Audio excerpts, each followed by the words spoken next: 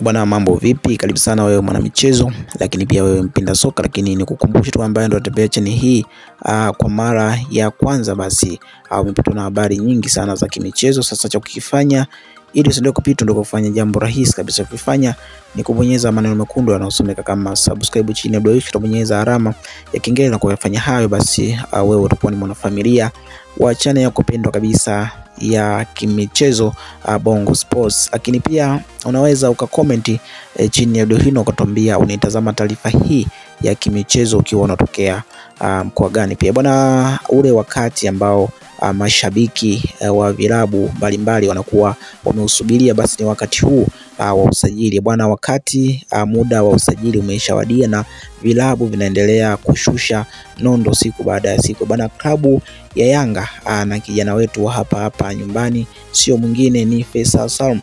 Tayari mambo ni safi kwa 100%. Unaweza ukaona jinsi gani taarifa hii ni njema sana kwa wapenzi kwa mashabiki wa klabu ya Yanga bwana. Yanga wana mpango wa kufanya makubwa sana katika msimu ujao 2025 kuelekea 2026.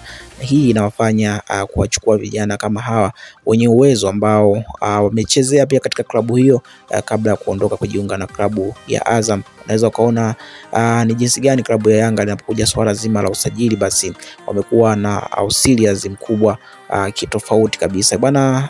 Nikuendelee kukumbusha tu kwa ambaye hujasubscribe channel hii basi fanya hivyo sasa, ili usibaki nyuma ama kupitwa na taarifa kama hizi ambazo tunakuwa tunakusogezea hapa kila muda ambao tunakuwa tumezipata, basi na wewe tunaweza kusogezea bwana.